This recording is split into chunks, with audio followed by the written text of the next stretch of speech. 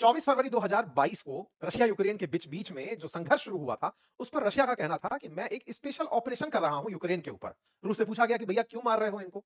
बोले साहब ये लोग जबरदस्ती कर रहे हैं, मैं जो कहता हूं वैसा नहीं कर रहे हैं। रूस ऐसा क्या कहता था यूक्रेन से जो यूक्रेन नहीं मान रहा था?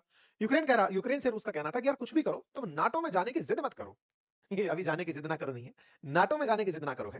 बोले यार तुम देखो कुछ भी करो बस नाटो में मत जाओ। ये नाटो की क्या कहानी है आज के सेशन में आपको बतानी है, क्योंकि एक जिद जो कि यूक्रेन की थी, उस पर रूस को इतना गुस्सा आया कि पिछले 4 साल से यूक्रेन को लगातार बम और गोलों से छलनी किया हुआ है। ना केवल छलनी बल्कि हजारों लोगों की जान जा चुकी है। दोनों साइड खूब नुकसान हुआ है। रूस के भी बहुत सैनिक मारे गए हैं, यूक्रेन को भी जान माल की और जमीन का नुकसान हुआ है, क्योंकि यूक्रेन का लगभग 1/4 हिस्सा अब रूस के कब्जे में है।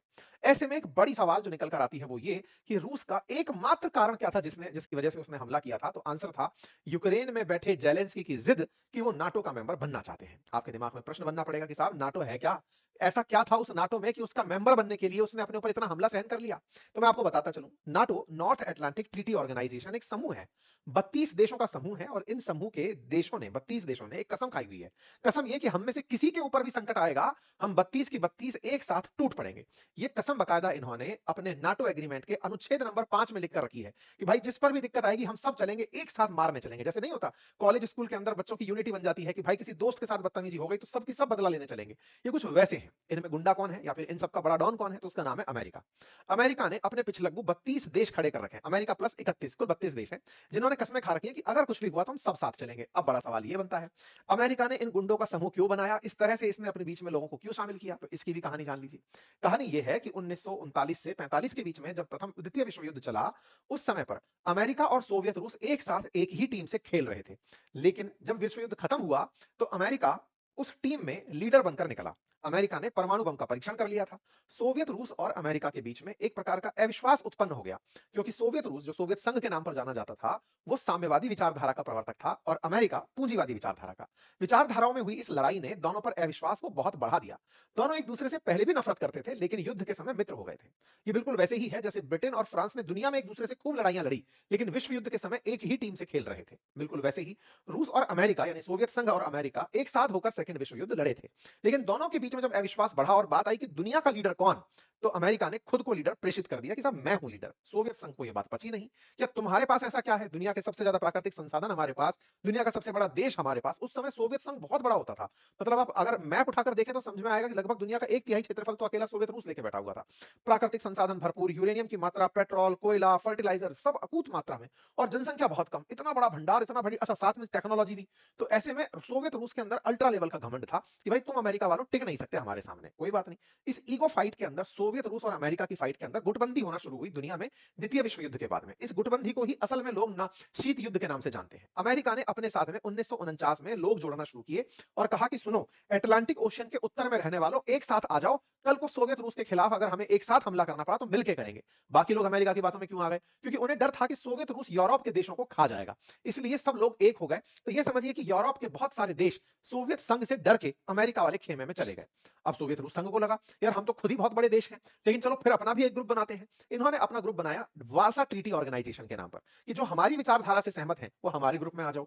हमसे पूछा गया, इंडिया ताजा ताजा आजाद हुआ 1947 में, हमसे पूछा गया कि आओगे हमारे ग्रुप में? नाटो वालों ने पूछा, सोवियत वालों ने पूछा, हमने कहा नहीं साहब, तुम दोनों फिर ग्रुप बनाकर युद्ध लड़ोगे और हम युद्ध लड़ना नहीं चाहते। 200 साल गुलाम रह लिए, अब खुद से खड़ा होना चाहते हैं। और हमने एक अलग ग्रुप बना लिया जिसका नाम था नॉन अलाइन मूवमेंट, जिसे कहते हैं गुट निरपेक्ष आंदोलन। और हमने नेहरू जी के नेतृत्व में 5 बड़े राष्ट्रों ने मिलकर के एक अलग आंदोलन छेड़ दिया कि सुनो भाई, हम बड़ी मुश्किल से अभी बाहर निकले हैं गुलामी से, हमें अब ग्रुप में नहीं शामिल होना है, हम सबके साथ रहेंगे। चलो तो हम तीसरे धड़े के लोग हो गए, हमसे किसी को कोई फर्क भी नहीं पड़ा। अमेरिका वाले और रूस वाले अपने इन ग्रुपों को लेकर आगे चलते रहे। इन्हीं ग्रुप्स में से 1991 में सोवियत रूस 15 देशों में टूट जाता है। 15 देशों में सोवियत रूस का टूटना अमेरिका की जीत कहलाता है। उन 15 देशों में से एक देश यूक्रेन था। वो यूक्रेन जो आज भी एग्जिस्ट करता है, ये यूक्रेन जो सोवियत रूस का हिस्सा हुआ करता था, और सोवियत रूस यानी कि सोवियत संघ, उसका सबसे बड़ा देश निकल कर आया रूस। उस रूस ने यूक्रेन से कहा कि कुछ तो इज्जत रखो यार, हम 1991 में टूटकर अलग हुए हैं, माना समझ में आया, लेकिन यार जिन्होंने हमें तोड़ा तुम उनसे जाकर मिल रहे हो, ये तो बहुत बड़ी बेइज्जती है। भाई नाटो ही तो था जो सोवियत संघ को तोड़ना चाहता था, हमें 15 देशों में तोड़ दिया, तुम्हें थोड़ी भी शर्म नहीं आई? तुम्हें नहीं जाना चाहिए। ऐसा कहकर रूस में बैठे पुतिन ने यूक्रेन को समझाया। सर यूक्रेन में कौन बैठा था? यूक्रेन में 2019 के अंदर एक कॉमेडियन जिसका नाम है व्लादिमीर जेलेंस्की, वो राष्ट्रपति बनकर आए थे। पेशे से कॉमेडियन राष्ट्रपति बन गए थे और आते ही कॉमेडी शुरू कर दिए। कॉमेडी इस बात की कि यूक्रेन को नाटो में मिल जाना चाहिए ताकि हम रूस से अलग और सुरक्षित रहेंगे। नाटो में मिल जाना चाहिए का मतलब है कि हमें अगर किसी ने हाथ लगाया तो 32 और जो देश हैं वो आकर हमारी हिफाजत करेंगे। बस फिर क्या था? जेलेंस्की ने इस बात की जिद पकड़ ली। 2019 में पकड़ी इस जिद से रूस में बैठे पुतिन चिढ़ने लगे। उन्होंने कहा बाकी कुछ भी कर लो, ये मजाक भी नहीं सहन होगी। तुम्हारा नाटो से प्रेम हमें सहा नहीं जाएगा। लेकिन यूक्रेन तो यूक्रेन था। जेलेंस्की को लगने लगा कि रूस तो क्या ही करेगा हमारा, हम तो नाटो के साथ मिल जाएंगे, अमेरिका और यूरोप के देश हमें बचा लेंगे, हमारा क्या ही उखड़ जाएगा। कोई बात नहीं साहब। इन्होंने अपनी तरफ से घोषणा कर दी कि मैं तो साहब जाकर के नाटो में जुड़ूंगा। उस समय अमेरिका के राष्ट्रपति होते थे बाइडेन, जिन्होंने इन्हें सपना बेचा था कि देखो अगर रूस और यूक्रेन में कोई संघर्ष नहीं है तो हम तुम्हें नाटो में जोड़ लेंगे। नाटो में जुड़ने की शर्त बोले ये है कि जो देश जुड़ना चाहता है वो युद्ध में शामिल ना हो। मतलब जिस समय युद्ध चल रहा हो उस समय हमारे साथ ना आए, फिर तो ये युद्ध से बचने का एस्केपिज्म समझ में आएगा। तुम युद्ध खत्म कर लो और फिर हमारे पास आ जाना। तब तक ये युद्ध लड़ नहीं रहे थे, ये केवल बयान कर रहे थे। लेकिन पुतिन इसका इशारा समझ चुके थे कि अगर यूक्रेन पर बम गोले बरसाए तो नाटो की शर्त पूरी नहीं हो पाएगी। नाटो की शर्त क्या है? कि देश अगर युद्ध में है तो उसे साथ में नहीं लिया जाएगा।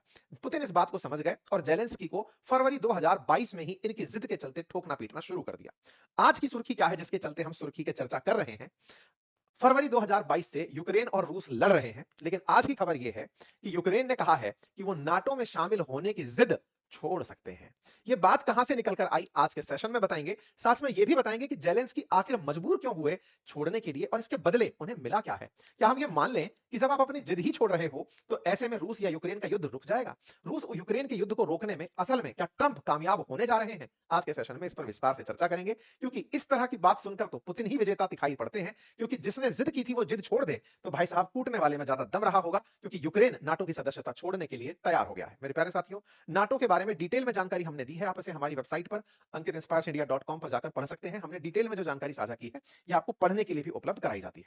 नाटो के बीच का जो एग्रीमेंट है जो कि फिफ्थ अनुच्छेद नंबर 5 के अंदर किया हुआ है, उसके द्वारा आज तक केवल एक ही बार 32 के 32 देशों ने आम सहमति से एक ही युद्ध लड़ा है, जो कि अफगानिस्तान का युद्ध है, जो कि अमेरिका पर हुए 9/11 हमले के बाद किया गया था।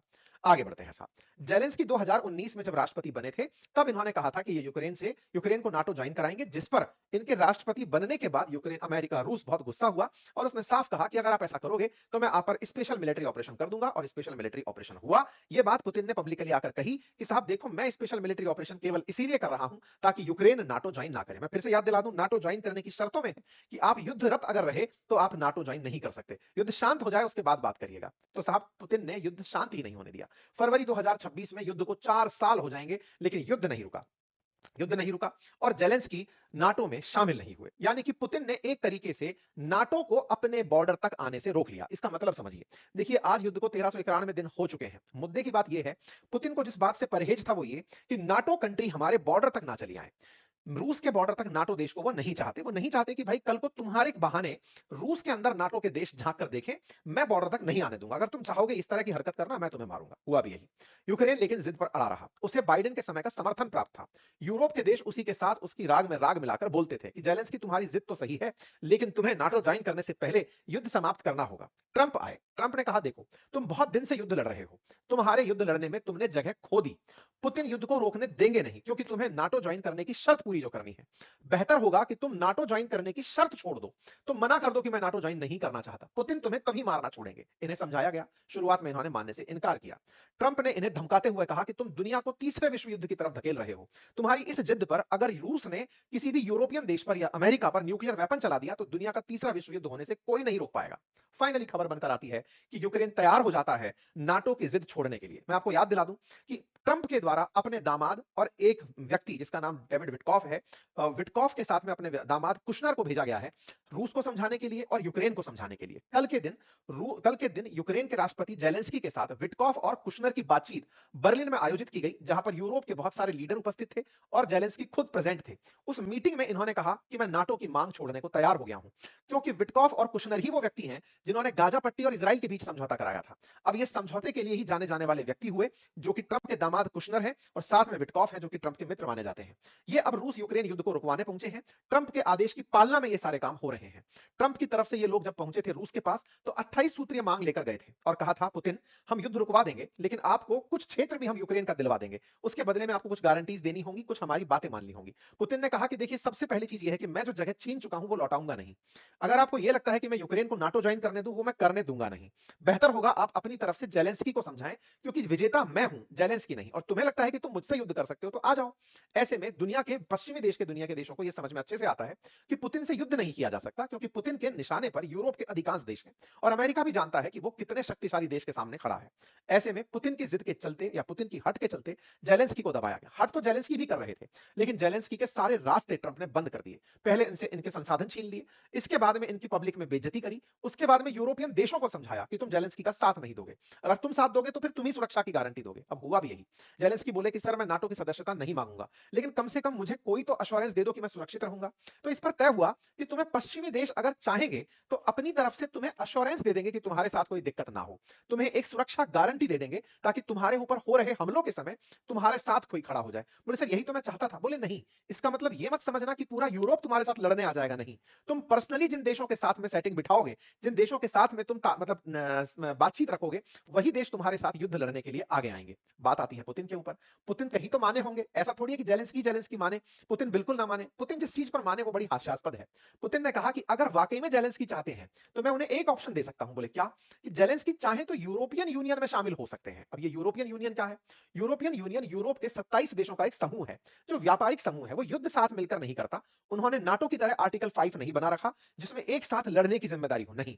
ये एक व्यापारिक समूह की तरह बनकर चलने वाला समूह है 27 देशों का, जिसमें एक देश दूसरे देश की मदद की गारंटी देता है कि हम लोग ट्रेवल्स में मदद करेंगे, व्यापार में मदद करेंगे, एक दूसरे के साथ डील करने में, फ्री ट्रेड करने में आसानी रखेंगे। तो बोले यूक्रेन को मैं ईयू में जुड़ने दे सकता हूं, ये परमिशन होगी। तो ट्रंप ने रूस से यूक्रेन को ईयू में जाने की इजाजत दिलवाई और यूक्रेन ने नाटो की जिद छोड़ दी। तो निश्चित ही ये ट्रंप की बड़ी उपलब्धियों में से है। और जब ये बड़ी उपलब्धियों में से है तो इसे इस तरह से जानना चाहिए कि ट्रंप अगर ये कह रहे हैं कि ये युद्ध खत्म होने के कगार पर है और अब तक इतना ज्यादा हम युद्ध खत्म करने के कगार पर कभी नहीं पहुंचे जितना अभी पहुंच रहे हैं, तो ये बात अपने आप में मायने रखती है। ट्रंप ने अपने द्वारा न्यूज को संबोधित करते हुए कहा कि we are closer now than we have been ever. हम इतने नजदीक युद्ध खत्म करने की कगार पर कभी नहीं थे जितने अब हैं। ये बात दर्शाती है कि नाटो में जाने की जिद यूक्रेन छोड़ चुका है।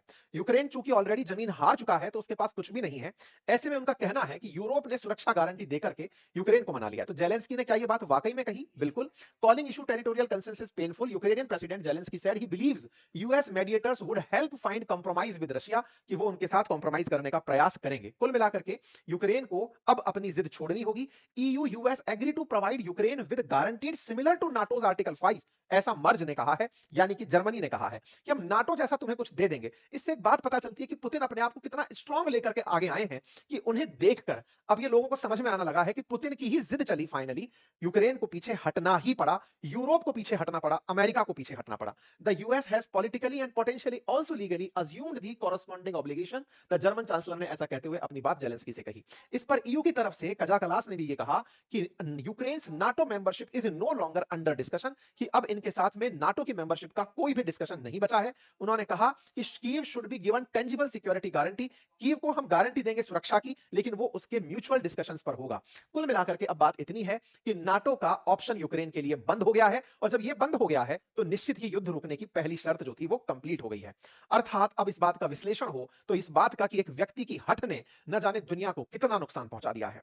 रशिया ने यूक्रेन को कहा है कि तुम ईयू ज्वाइन कर लो, ये बात सही है, लेकिन ये बात समझनी होगी कि ईयू तो वो प्यार से भी ज्वाइन कर सकता था, जिस जिद के चलते वो नाटो के लिए पड़ा रहा, अंततोगत्वा उसे हटना पड़ा।